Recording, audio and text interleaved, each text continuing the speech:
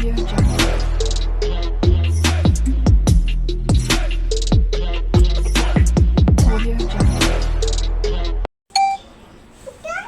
Viewers, আমার মেয়ে school থেকে আসার সময় 2 দিন আগে গাঁদা ফুলের একটা চারা নিয়ে আসছে।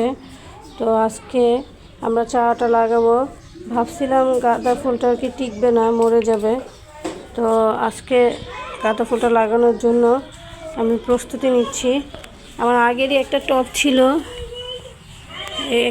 ছিল, ওটাতে আমি আগে গাছ লাগিয়েছিলাম, সেটাতেই আমি লাগাবো টবটা, ওই গাছটা গাঁদা ফুল চারাটা লাগাবো।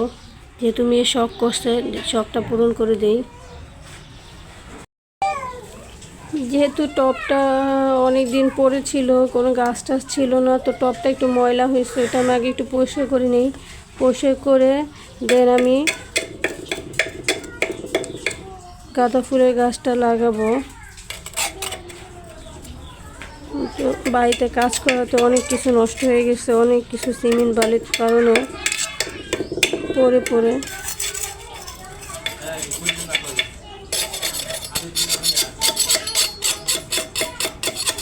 সিমেন্ট পড়ছিল, এটা পরিষ্কার করে নিই।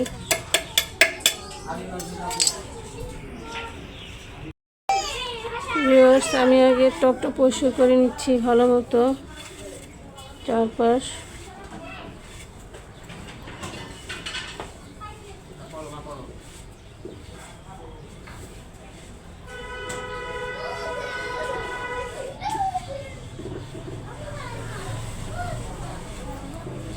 ভালো মতো পরিষ্কার করি, যেহেতু অনেক দিন পরে ছিল, ময়লা ছিল গাছটাতে।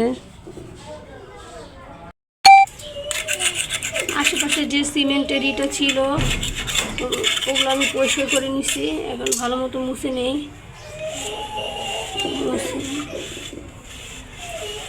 নিলাম আমাদের কাঙ্ক্ষিত গাছ। এই গাছ জানি না টিকবে কি না, বাঁচবে কি মরবে, তারপরে আর কি লাগাচ্ছে, যেহেতু মেয়ে শখ করে নিয়ে আসছে।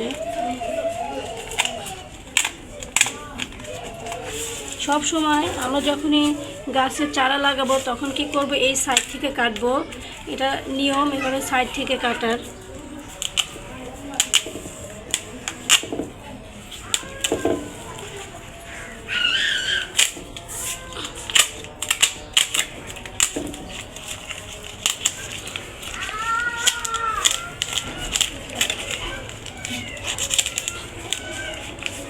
যে কোনো চারা, যে কোনো গাছের যে আমরা যখন কিনে আনি তখন ওই সব যে পুরিটাতে থাকে ওটা এভাবে সাইড করে কেটে নিতে হয়। আমি ওভাবে কেটে নিচ্ছি। এটা আমি ওদের কাছ থেকে নার্সারি থেকে শিখে নিয়েছিলাম যে কিভাবে আমরা এটা কেটে বসাবো। ওরা আমাকে বলে দিয়েছিল। আমি অন্যান্য গাছ যখন লাগিয়েছিলাম তখন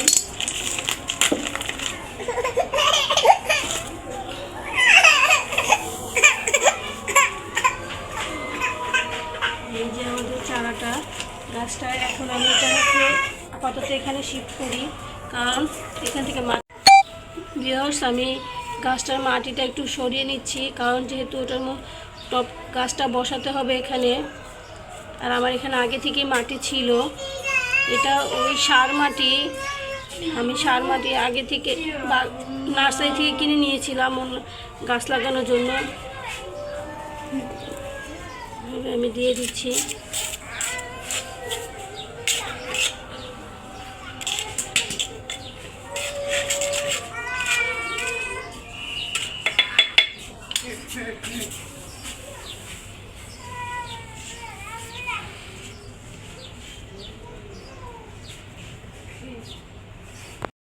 ভিউয়ার্স, আমি মাটিটা সরিয়েছিলাম, কিন্তু তাও গাছটা বসতেছে না, তাহলে আমাকে মাটি আরও সরাই নিতে হবে। তো আমি আবার টবটাকে উঠিয়ে নিচ্ছি, টব গাছটাকে। এখন মাটি আমি আর একটা পাত্রে নিয়ে নিই। এভাবে মাটিগুলো আমি আর একটা পাত্রে নিয়ে নিই, তো আমার যে চারা গাছটা সেটা বসতে চাচ্ছে না। এমনভাবে মাটিটা সরাতে হবে যেন গাছের যে মূল মাটিটা আছে ওটা, আমি যে এক্সট্রা মাটি দিব সেটার নিচে থাকে। তো আমি আগে টপের মাটিগুলা সরিয়ে নিই।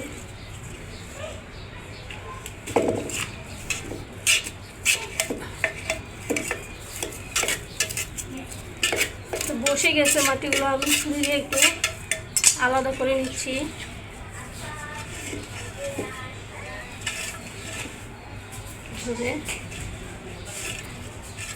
মনে হয় এবার বসে যাবে।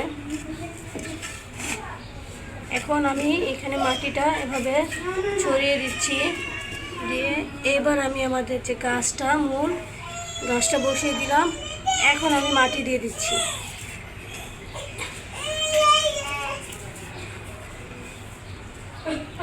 আসলে গাছ লাগা আমি মাটি সবটা ঢেলে দিলাম। হ্যাঁ, এই যে এইবার দেখেন আমি যে গাছটা লাগালাম, গাছটা পুরোটাই কিন্তু মাটির নিচে চলে গেছে। সুন্দর মতো ফার্স্টে তো বসতে চায় না, এখন সুন্দর মতো বসছে।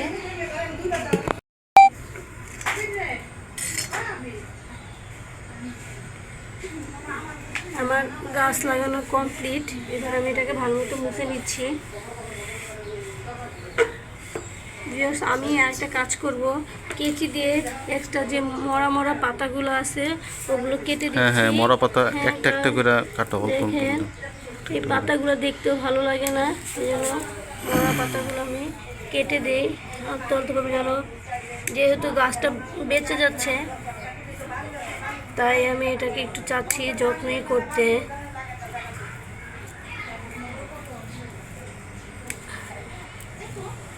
মরা গাছ মরা পাতাগুলো কেটে দিচ্ছি।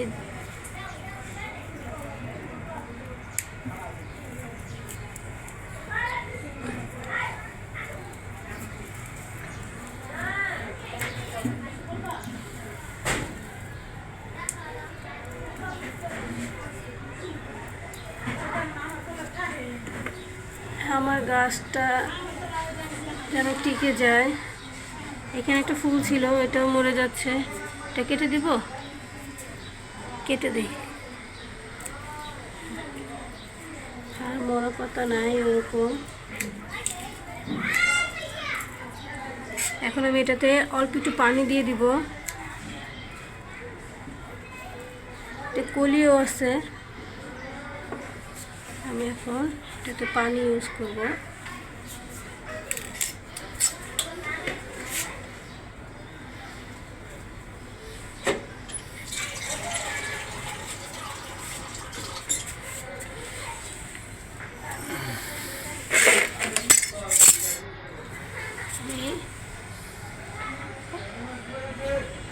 অল্প পানি দিয়ে দিচ্ছি গাছটাতে।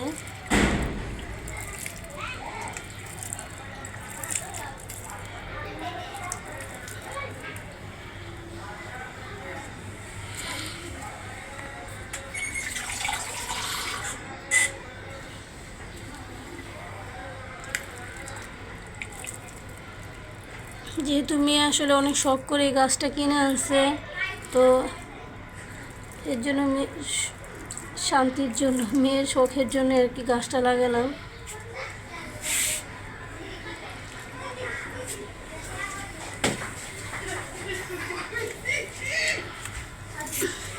এইখানে একটা পাতা আছে।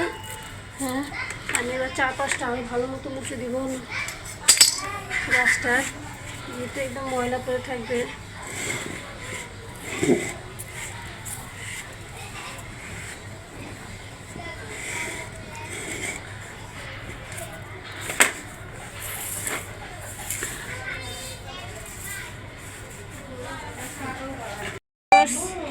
ভিউয়ার্স, গাছটা বাঁচে কি মরে এটা দেখা যাক, ঠিক আছে? এটা আপনাদেরকে পরে জানিয়ে দিব আসলে গাছটা কতদিন বাঁচে। ভিউয়ার্স, এই যে আমি লাগিয়ে ফেললাম আমাদের গাঁদা ফুলের চারাটা। তো আজকের মতো এখানেই শেষ। আল্লাহ হাফেজ, দেখা হবে অন্য কোনো ব্লগে।